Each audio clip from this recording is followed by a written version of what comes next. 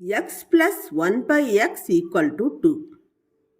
அப்போது x square plus 1 by x ஸ்கொயரோட value என்ன?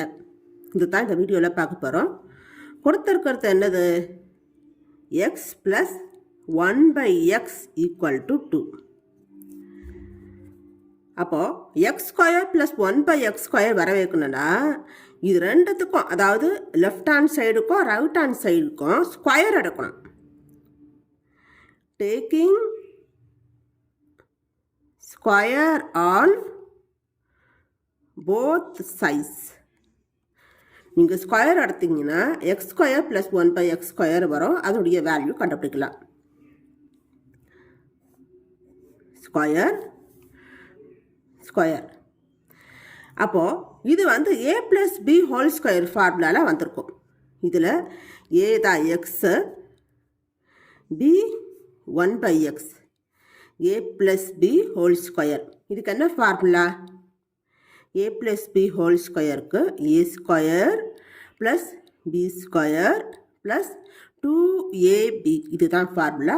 இது லெஃப்ட் ஹேண்ட் சைடு படி தான் வந்திருக்கு, a plus b whole square. அப்போது ரைட் ஹேண்ட் சைடு ஃபார்முலா படி இதை நம்ம மாற்றிக்கணும். a ஸ்கொயர், இதில் எக்ஸ் தான் வந்து a, X square plus 1 by x square plus 2 a b equal to 2 square of value and 4. x square plus 1 by x க்கு 2 times நீங்கள் multiplication பண்ணிங்கன்னா 1 by x into 1 by x. 1 ones are 1.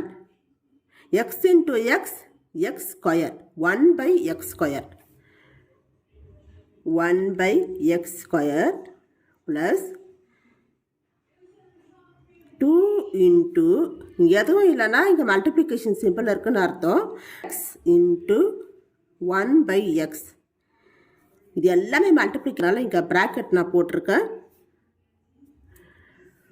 இப்போது மேலே இருக்கிற எக்ஸும் கீழே இருக்கிற எக்ஸும் கேன்சல் ஆகிடும். 2 into 1 2 வரும். X square plus 1 by x square plus 2 ones are 2 equal to 4. Question என்னென்னா x square plus 1 by x square தான் கொஸ்டினை. அப்போ அதை மட்டும் எடுத்துக்கோங்க. 1 by எக்ஸ் ஸ்கொயர், இங்கே ப்ளஸ் 2 இருக்குது இல்லையா, அது ரைட் ஹேண்ட் சைடில் போகும்போது -2 வந்துடும். 4 - 2 x square plus 1 by x ஸ்கொயரோட வேல்யூ என்ன? 4 - 2 2. 2 தான் answer. X square plus 1 by x square equal to 2.